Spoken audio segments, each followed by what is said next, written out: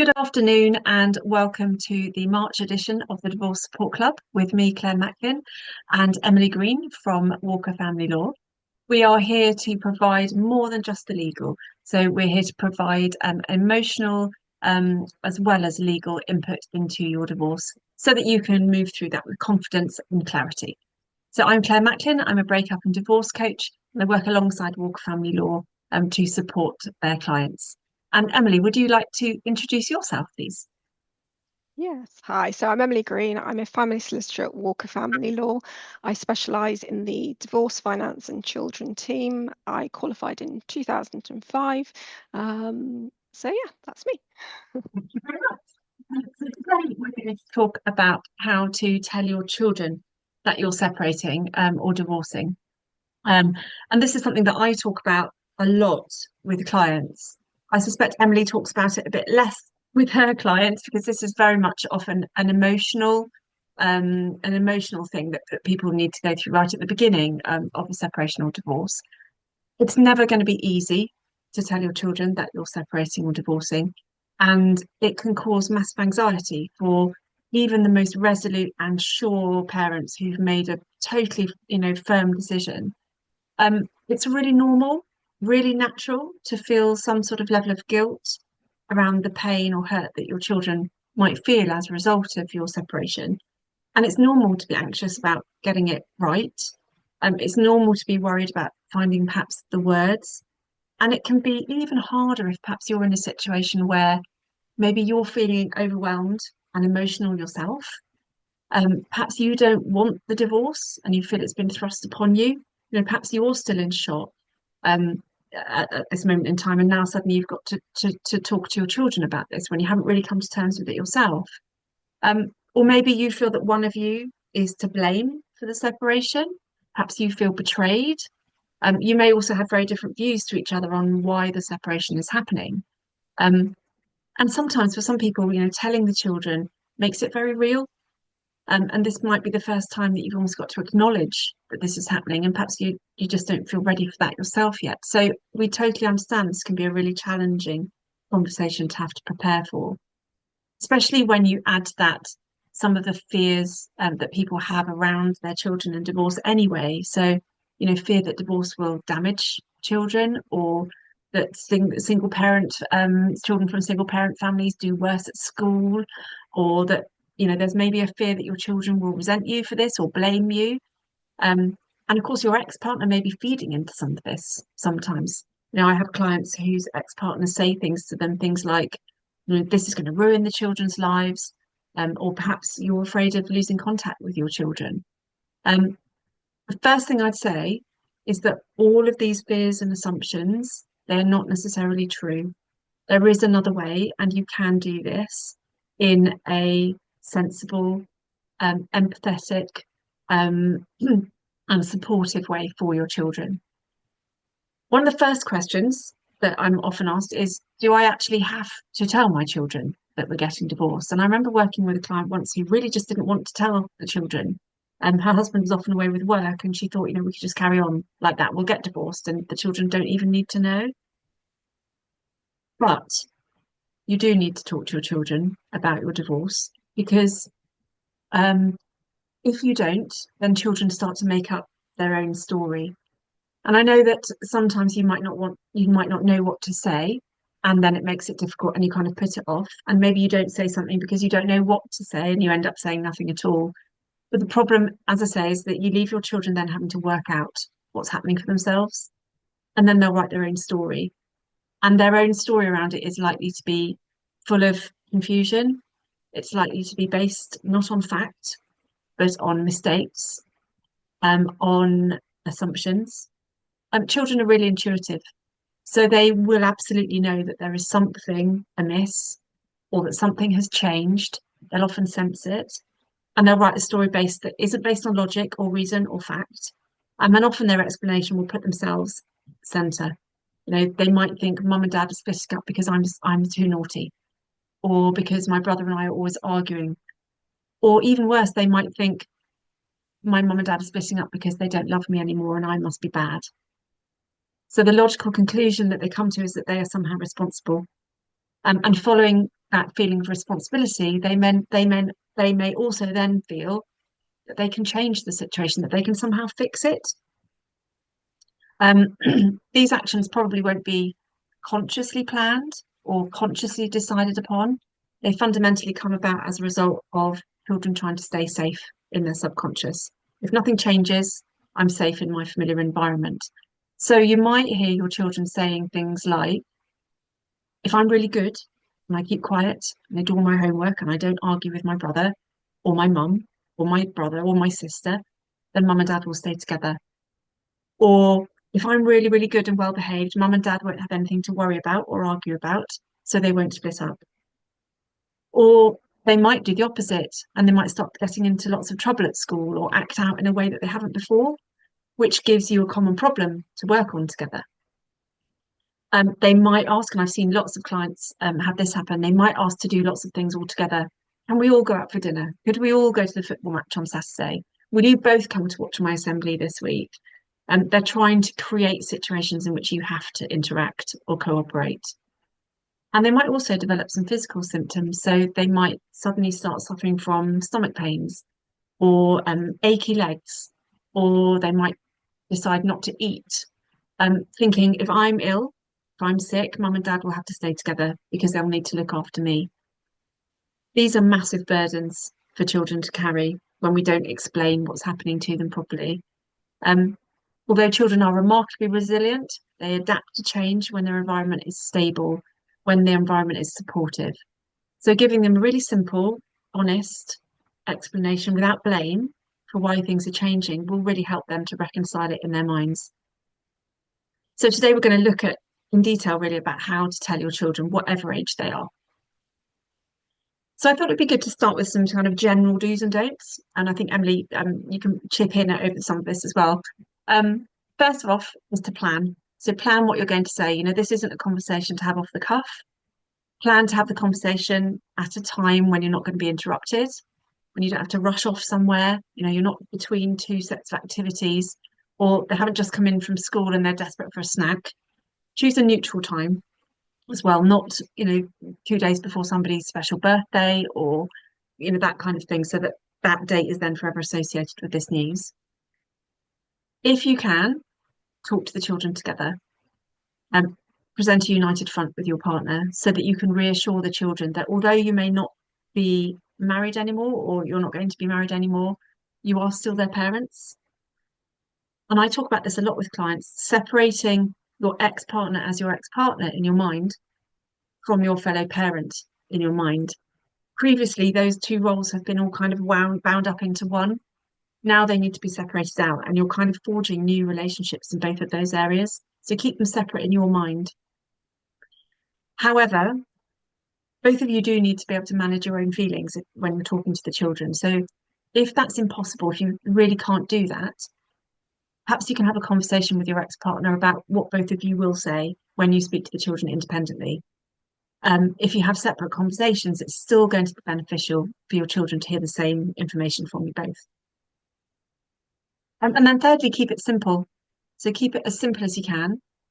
Use language that suits their age. So what you might say to a 14-year-old is going to be very different to what you're going to say perhaps to a 3 or 4-year-old or an 8-year-old. And we'll talk in a bit more detail about different age groups in a moment. Another thing to emphasize would be to explain what's going to change and what's going to stay the same so that children can identify what's going to be stable and what's going to be different and how it's going to be different. So perhaps they are going to be able to, or perhaps they're going to spend more one-on-one time with both of you. If you can, identify where this might be beneficial to them. So, for example, daddy is always going to be free to go to football with you on Saturday, and mummy is always going to do whatever it is that you do with them. And reassure them. So reassurance, I think there's two things to reassure them about. The first one is this isn't their fault. This is nothing to do with anything they've done. This is nothing to do with the big argument you might have had over the weekend. This is an adult problem that only the adults are really able to solve. And the second thing to reassure them is that you love them and that you will always love them and that you will always be there as their parents. I think it's also really important to be honest and to use the words separation or divorce or splitting up so that you're really clear what's happening, not trying to kind of sort of Sh- woolify the issue and kind of, work Sugarcoat it. around it. Exactly that. Mhm, Yeah, sugarcoat it. Thank you. mhm. Exactly. Explain it in those words. We are not going to be living together anymore. We are going to separate so that they have clarity over what is happening. Also, your children might react differently to each other, so expect that too. So some might be sad and cry, perhaps. Others might explode in anger. They might storm out of the room. Others might refuse to believe you. Others might appear not to react at all at that moment in time. And you might have two children or three children who all behave differently. Other children might feel relieved. I remember talking to a client recently who was really worried about telling her children. We talked about it over a couple of sessions.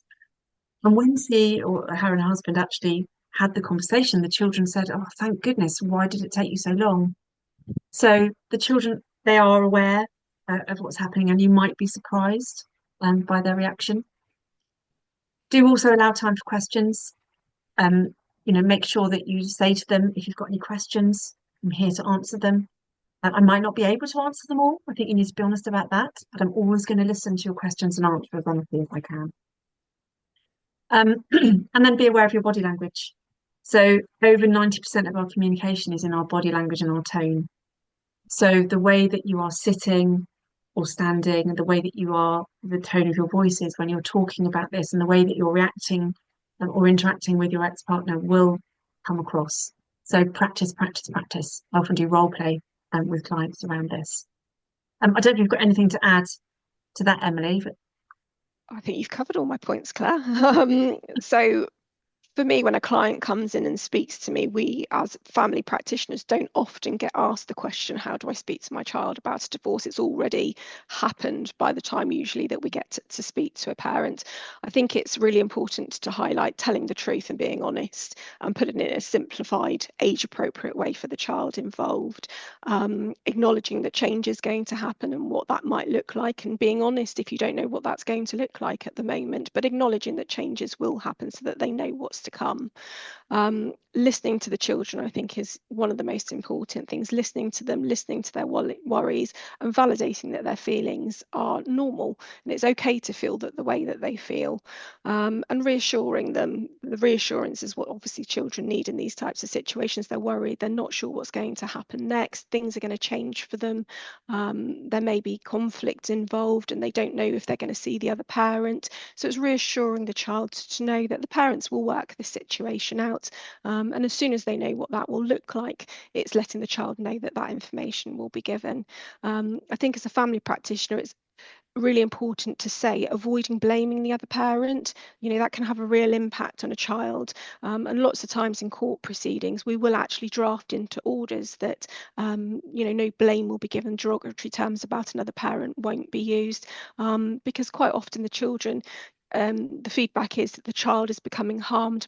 One parent will say, oh, well, daddy's saying this or mummy's saying that, and I don't want my child to be told that information. So avoiding the blame and trying to find some positives. I know that it's a really difficult time for parents in dealing with divorce situations, but it's just trying to find the one positive that you can, even if it's, oh, well, you'll now be able to do that with daddy because I know that you love doing that, going to football or going swimming, and you've not been able to do that until now. So trying to avoid the blame and just finding a positive and just trying to maintain some stability and routine so that the children feel safe and know that everything is going to be okay and that the adults will work it out.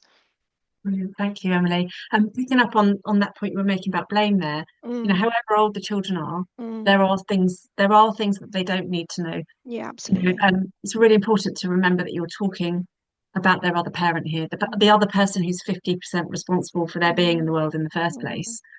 Um, so I find it really helpful to remember you once loved this person enough to have a child with them. mm, The evidence is really clear that children who hear criticism of their other parent from of one parent from their other parent mm, find themselves really conflicted yeah. internally. So yeah, keep the blame out of it, keep your arguments between you, and avoid bringing the children into it, and don't ask them to take sides. Um, Another thing not to do is not to make promises you can't keep, especially if you haven't yet worked out your financial settlement. You don't know whether you're going to be able to stay perhaps in the family home. Don't promise those things because you might not be able to keep that promise. You can promise them you can always be there for them, that you'll love them and that you will work it out. But don't make promises that you can't keep that might come back to bite you later. I thought it would be really important to talk about what happens or what to do if we can't agree about what we're going to say. Because, there may be situations where you just can't agree on what you're going to say. And in those situations, again, it's probably better to talk to the children separately. Again, really keep in mind this they're not blaming each other because it just causes confusion. It means children feel they need to take a side. So I thought I'd give a little example of what you can do if, for example, your ex-partner has done something along those lines. So the key is not to contradict what has already been said, but to do it in a very sort of subtle way. So an example here, so Michael and Jane, my fictional people, Michael and Jane are splitting up, and it's been Jane's decision, and Michael is really angry that she made the decision to end the marriage. And he's told their two children, who are 10 and 12, that Jane is splitting up the family, that he wanted to stay together, but Jane wasn't prepared to work with him. And he had no choice. And it's Jane's fault because she didn't try hard enough to stay together. And this is something that I do hear a lot. So Jane, if you asked her from her perspective, she would say, well, I've been really unhappy for a long time. I've asked Michael to come to counselling with me on several occasions, and he's always said no. I feel that I've done all I can and I kind of reached the end of my ability to cope within this marriage. Now, Jane has a choice here with the children. She can either tell them how she feels and try to explain, or she could take a different focus and she could say something like, I can hear that Dad's really upset by what's happening. I can hear that he's angry and I understand why he feels that way. This is a really difficult, painful time, but both Dad and I are agreed that we both love you very much. And however we might feel about each other, we'll always be your parent. So what she's done there is she has heard what the children have said. She hasn't called Michael any names. She hasn't criticised him. And she's actually shown the children that she can understand his perspective. So that's a much more positive way to deal with your ex-partner bringing blame into the situation. Sometimes clients ask me as well what to do if they disagree with something that their ex has told the children. So something factual, perhaps. And I always say, it's all right to let the children know you don't have the same viewpoint, but avoid trying to defend your own, as that puts the children again in that position of needing to choose who's right. So you could say something like, Mum and I see that differently, or I don't agree with that, or I remember that in a different way. And you can also then acknowledge the children's feelings. So I understand that it might be confusing for you to hear different things from both of us. Sometimes grown-ups don't agree about everything. Or you could ask them how they feel about what their mum or their dad said, and then you could take it from there. And you can say, I understand that you feel confused by that. And I understand that doesn't make sense. This is a grown-up issue between mum and dad, and you don't have to pick who's right or wrong. And it's an issue for us to resolve between us. And the other thing you can then do is start to empower your children. So you could say to them, depending on how old they are, of course, um, I'm sorry that Dad said that to you. I don't see it that way. Let's talk about what you could say next time if Dad ever says something like that, or Mum ever says something like that to you again. So you could say something like, actually, I think that's a grown-up problem, and I don't want to talk about that with you. Can you take that one to Mum? I don't want to talk about it anymore. And that's empowering your children to be fairly assertive about what they're uncomfortable with. So I thought that could be useful as well for people watching now. And then things to consider for different age groups. So we're talking again now about the initial conversation. So starting off with toddlers, the under fives, no matter how young, children are going to be absorbing the energy at home. They will be aware of this. You're their main source of information about the world right now. You're their main model for what it is to be a mum or a dad. And they need to be able to positively identify with both of you. So my own children were 18 months and 3 when my first marriage ended. And some people said to me, no, you don't need to tell them anything. And for a while, actually, I did fall into the trap of saying, oh, daddy's at work. Because he used to travel a fair bit. Daddy's at work and he'll be back at the weekend. But actually, what I was doing was putting off having difficult conversation. So for these under fives, tell the truth. Don't pretend it's temporary when you know it isn't, like I did. Um, and keep it really simple. So you might say something like, Mum and Dad are going to live in separate homes. You'll have a home with Mum and you'll have a home with Dad. And then that reassurance piece that we've talked about already. And at this age, that reassurance might take the form of cuddles and kisses and an extra story at night, or hugs and just being with them and noticing how they are. Things to be aware of, children this young. So when my first husband left, somebody, and I don't know who it was, somebody said to my eldest son, who was 3 at the time, that he was the man of the house now. I don't know who said it, um, but and it came out maybe 10 years later that he told me somebody had said this, and he then felt responsible for making sure that I was okay. So don't put burdens like that onto your children, actually at any age, but really a 3-year-old, that shouldn't have been said to him. Um, and then the other thing is that at this age, children are really busy working out who they are. They're just beginning to understand that they're kind of separate to you, and their main points of reference are you. So you might say things to them, or your family might say things to them like, "Oh, you're so like your dad when you run along," or "You're so like your mum when you smile," or "You're just like your dad loving your football," or whatever it is. And they're usually positive things at this point. So really important. This goes back to the blame point, not to start saying things like, "Oh, your mum is so difficult," or "Your dad always lies." Remembering your children are 50% you, 50% your ex-partner. When they hear that dad is a liar or mum is difficult, they start to wonder whether they too are a liar or whether they too are difficult. And that can really cause them to feel really conflicted or confused. Um, some common questions that children this age might ask. A really common one, which might take you by surprise, is, can I go and play now? And this is their way of saying, I can't deal with this right now and I need to go and do something else. So the answer, of course, is yes. Um, they might say, are you still my mummy or daddy? Sometimes children at this age think that their relationships can completely change. Um, or was it because I didn't go to bed on time last night? If I promise to be good now, will it all be okay? Children this age tend to focus on themselves because they haven't yet learned that other people have different feelings and different thoughts to theirs. So they might assume that something they've done has caused the split. So more reassurance on that point. And then a couple of books. There's a book called Living with Mum and Living with Dad, My Two Homes by Melanie Walsh, which is really good.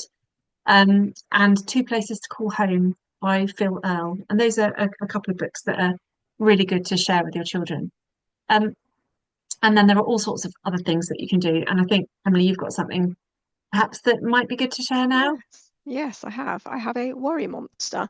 So this is something that I've used with my own children. So the idea is that if they've got a worry or an anxiety, you're sitting down at a quiet point in the day when you've got some calm in life, and it's just a way of opening a conversation with your child. I've noticed that you've been a little bit withdrawn. Are you okay? Are you worried about anything? Do you want to talk to mummy about it? For me, I just looked online and this was something that just seemed like a really interesting way of actually starting a conversation, and not a way to feel like they're getting rid of their worries. So the idea is, whatever the child's age is, if they're little, you can talk about it and you can write the worry down for them, or if they're a bit older and they feel that they're in a position where they want to write, their worries down themselves independently, and then all you do is put it in the little mouth. So there's a little zip. You pop it in there and the worry monster takes it away overnight. So it's just been a Brilliant. really real useful tool that I've used to open a conversation and remove some of those anxieties and worries with Mm, my own children. So yeah, that's brilliant. I think would the recommend. psychologically, the thing that also does is the worry monster becomes a safe place for that Mm, worry to exist. yeah. And so it kind of allows the child to disassociate from Mhm. the worry, even in talking about it. I suppose another way you could use it actually is to make the worry monster talk with its mouth. Yeah, So yeah, you absolutely. could get your child to pretend it's the worry monster. What's the worry Mm, monster worried mm, about? yeah, and certainly And if use that. they're not of a writing age, that would be a really useful way for them to talk through if they didn't want to vocalize, because obviously sometimes young children don't want to do that. Doing it through a toy would actually be a really useful way of trying to get them to engage in those difficult conversations. Yeah, yeah, and they could also use the worry monster to show where they felt whatever Mm, feeling it is they're yeah, feeling in their body as well. yeah. So I think it's a really brilliant tool. So thank you for bringing that one. Moving on, let's talk about age 5 to 9. So the emotional responses here again will vary quite widely. This age, children are much more they're more likely to understand a clear explanation of how things might change, where they're going to live, who's going to drop them to school is often a concern. But they won't understand necessarily all the implications of divorce. And actually they don't need to know anything about paperwork for divorce. Um, so, what you might start to say with children at this age group might be something like, we feel that we will be happier and a better mum and dad separately. So, we're going to separate and get divorced, and we're going to live in different homes. So, we won't be husband and wife anymore, but we will always be your parents. Again, focus on what will stay the same and what will change, highlighting what will stay stable as well as what will be different. And in the different ones, like Emily said earlier, trying to find the things that will be positive for the children in that. And you can also say, we understand this might be hard for you and we're really sorry for that. This is about us as grown-ups. It's nothing to do with you and you didn't cause it. So some kind of common questions that you might get from this age group, they might start to ask why. So why don't you love each other anymore? And then a simple explanation, sometimes people fall out of love with each other. Feelings change. You could, if they've had a falling out with a friend, for example, that they no longer are friends with, you might be able to reference that, for example. But again, we both love you very much and we'll always be there for you. Will you get back together? So lots of children will ask this question. And I think it's really important to be honest. No, we're not going to get back together. As I said, they might ask who's going to take me to school.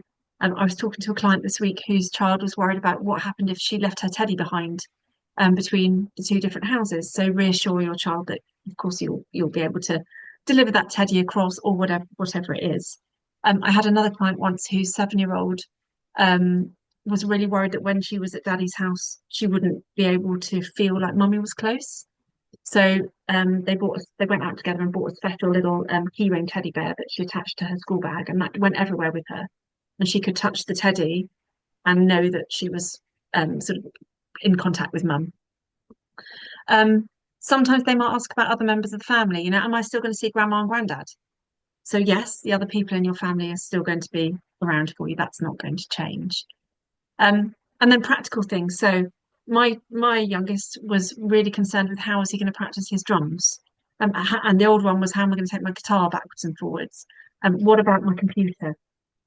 What about all these practical things? Will I still be able to go to football? Will I still be able to have my friends over for a sleepover? And those questions, you can make sure that you can talk. We talked together, my ex-husband and I, about the drum kit in particular, because that was quite big. It went backwards and forwards between our houses for several years in the boot of the car. I always took the view that those things belong to the children and they need to go where the children are. And I think that's important that they are able to maintain ownership over things that are theirs. A couple of books for this sort of age. Claire Walsh has written a book called Everything Changes, and there's another one called My Family is Changing by Pat Thomas. Both of those are good for this sort of age group. And then we move on to the 9 to 12s, so the pre-teens. So these children are probably already on a kind of roller coaster of emotions, or beginning to be on a roller coaster of emotions that come with adolescence. And divorce, of course, can make all those things more intense. But it's worth remembering at the same time as they're pushing for independence, they're also very much still need you. Sometimes children in the younger part of this age bracket can still see the world in very sort of black and white terms, right and wrong. Um, and they might want to know whose fault it is because somebody must be at fault. When you talk to children this age, they say you always do this and you never do that quite a lot. So they see the world in very right and wrong.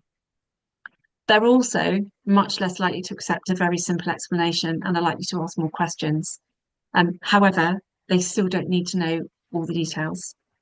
So you might want to say something like, when you're married, it's really important that both people are happy. Although it might be hard for you to understand, we've decided that we would be happier apart. It doesn't mean that anyone did anything wrong. Sometimes how people feel about each other changes over time. This hasn't been an easy decision to make, but we want you to understand how important you are to us, that we both love you and that won't ever change. Um, this can be quite tricky if there has been something like an infidelity. Um, so you might want to sort of tweak your wording. So you might say something along the lines of, both parents had a part in this not working out, and it isn't your responsibility to work out who was right and who was wrong. In terms of books, Jacqueline Wilson has written a good one called The Suitcase Kid. And Judy Bloom, who, gosh, I remember her when I was a teenager, has written a book called It's Not the End of the World, about divorce. And then this is a really good one, which you can actually give to your children to use. It's called this, oh, hold it in front of me, so there you go. The Split Survival Kit. That's Dr. Hannah Rodkin and Ruth Fitzgerald. It's really good. It's full of activities and it's almost like a diary, and it splits going through a divorce into lots of different sort of stages. So that one's really helpful, perhaps, to give to them. If you've got anything to add, by the way, Emily, just jump in at any point.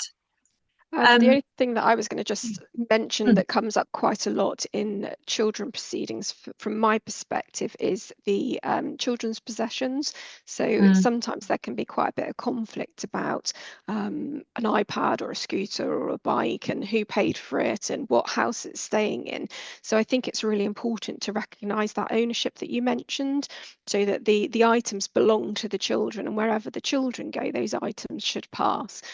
mm, All too often we get involved in so much correspondence over possessions and who paid for those particular possessions, and ultimately the child is the one who is stuck in the middle saying, well, why can't I ride my bike at the weekend, mum or dad, because it's at the other person's house and the other person won't release it. The child then becomes involved in that conflict and knows that they're not allowed it at a certain person's house, and they then don't have ownership of those possessions. Even though it's their bike, they can't have it on a particular weekend. So I think it's, if a parent can recognize that those particular possessions belong to a child rather than to either of them individually, no matter who paid for it, the children are going to benefit from that massively, and they will be able to take their items to whichever house that they're going to be in, and that's going to be a positive for the child, and they're going to benefit from that. yeah, I remember having conversations with my children about taking things backwards and Mm-hmm. forwards, and I always said that to them. This is Yeah, yeah, your guitar, yeah, so you yeah, need to be able to take it backwards and yeah. forwards, but you also need to remember to bring it home again. To bring it home. And it is Yeah, a logistical nightmare, isn't it? If it's a particularly big item like a drum kit or a yeah, guitar, and they've got to take it to school and they can't carry all their bags and they've got an mm, overnighter, and so, but it's for the parents to work out how that's going to work. It's not for the exactly. children to be bogged down and worried about, I can't have this at a certain parent's house because my parents can't get on and I can't take it from one place to another because I'm not allowed to, because that's Mm, really just highlighting to the child that there's a conflict here and then that they're not allowed their own possessions. yeah. So yeah, I think that's really important for parents to recognise as well. Yeah, a really useful exercise to do if this is something that you're struggling with is to put yourself, put yourself in different positions. So you stand in your shoes Mhm, and you ask yourself, what do I think here? What do I believe? What do I feel? mhm, And then you move into a different space in the room and you look at the situation from your ex-partner's position. What and you really have to put yourself in their shoes, what from their beliefs, their background, everything. You look at the situation through their eyes. What do they believe? What do they feel? What do they think is happening? And then really importantly, you put yourself in the children's shoes. mhm, So stand in your children's shoes and look at the situation from their perspective. What do those children feel? What do they believe? What do they need? And then you put yourself in a fourth position, which is I've just heard all of these different people speak. What do I notice?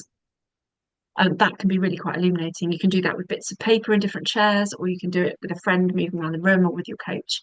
But that sometimes really helps to bring things out and and develop understanding of all these issues. So moving on to teenagers, when you're telling your teenagers that you're getting divorced, it can be really tempting, I think, to talk to them as grown-ups or expect them to understand the dynamic between you.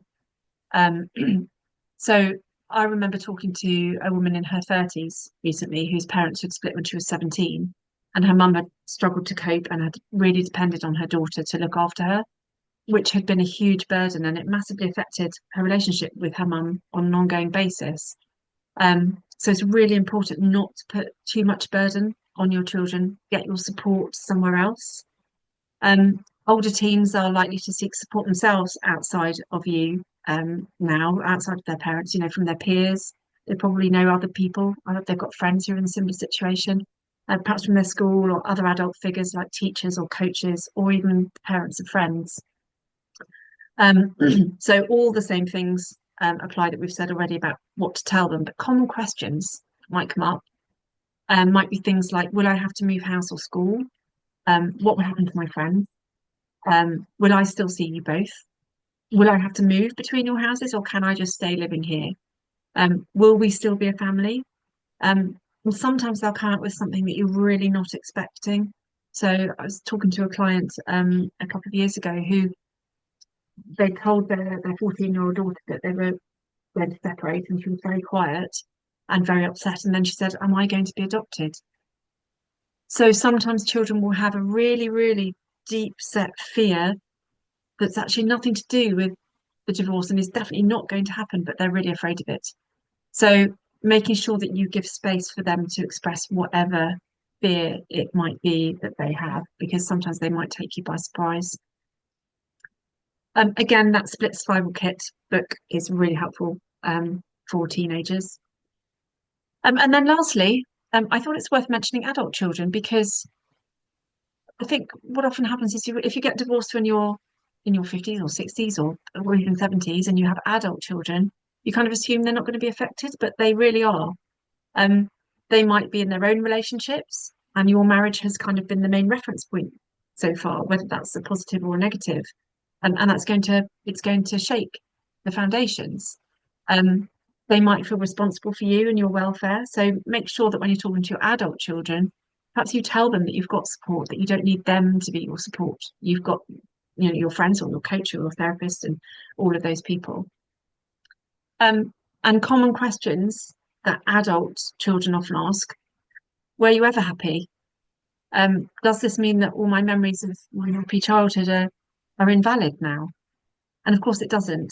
So then you can explain, what, yes, we were really happy, but things have changed over the last few years, or whatever it is. But this doesn't negate the happy memories that we have from maybe 25 years ago.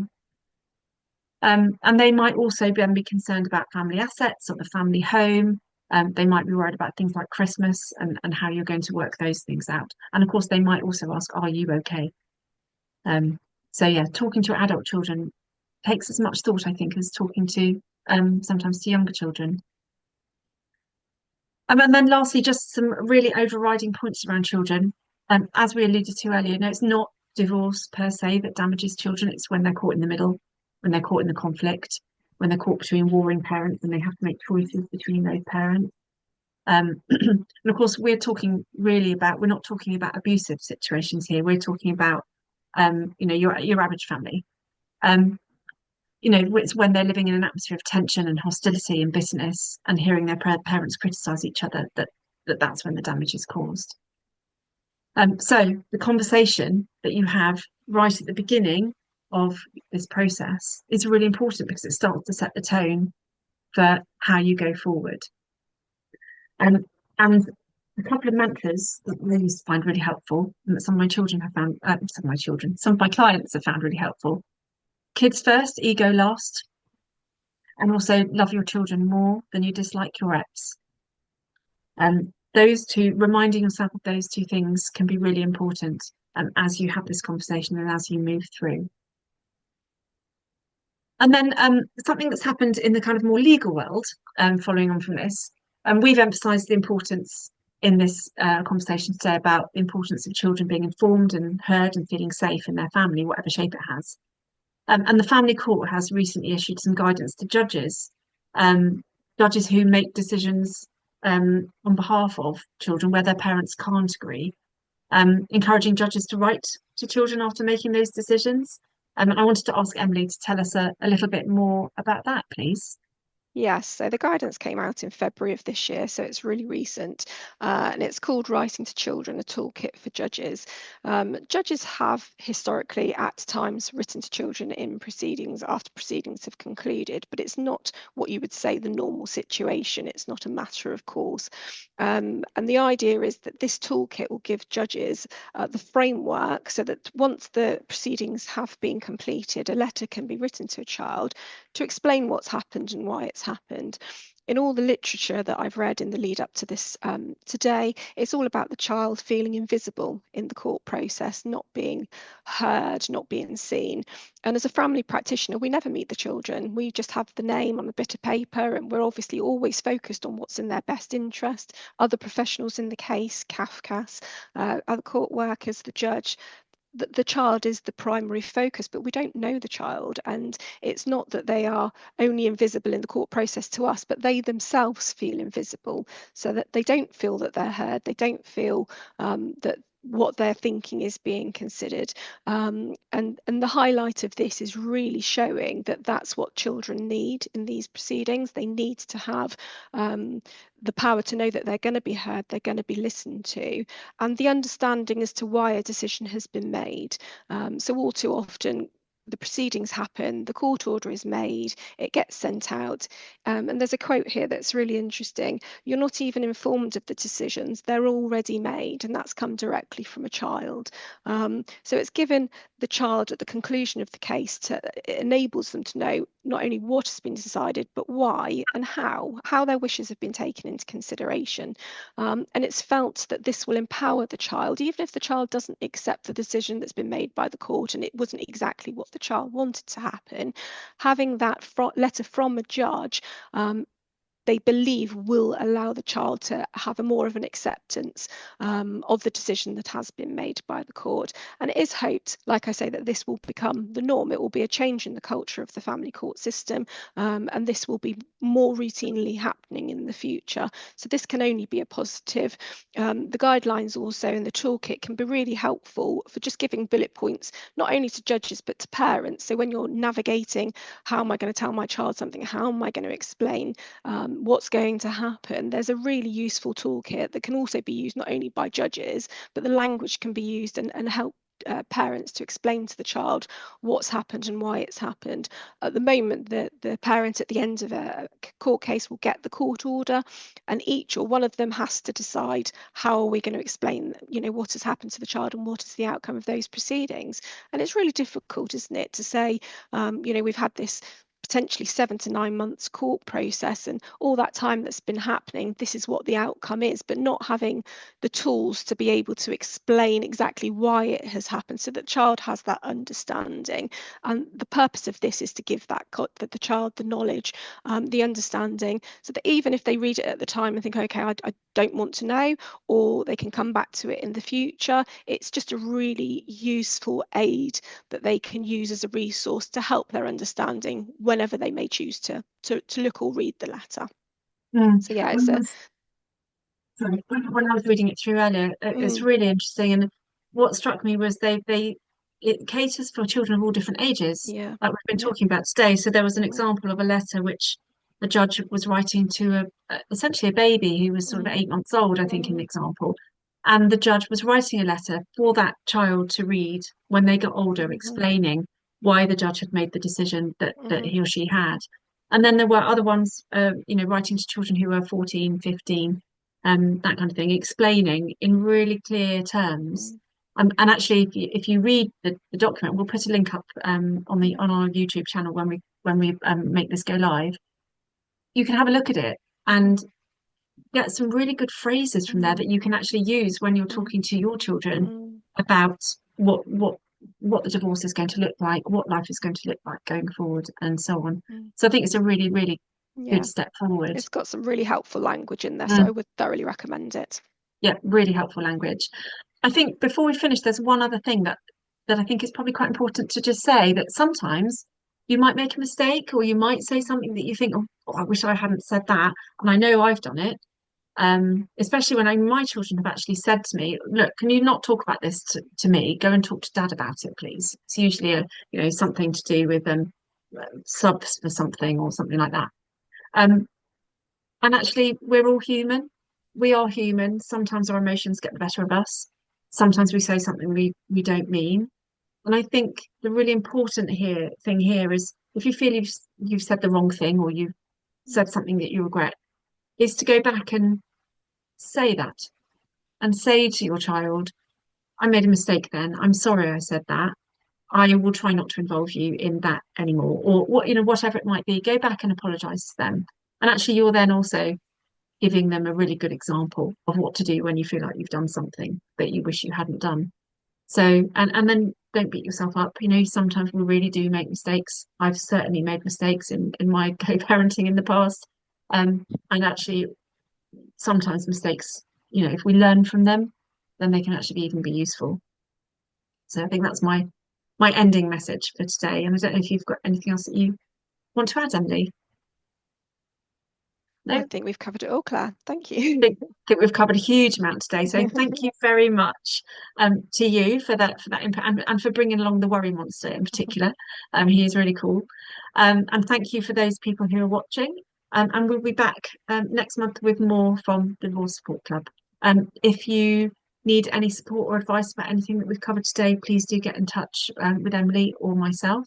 I think this is one area where actually it's really important to see that there is very much a kind of legal advice part and an emotional advice part, and they're very separate. And sometimes you might need input from both of us. So thank you very much again, and see you all next month.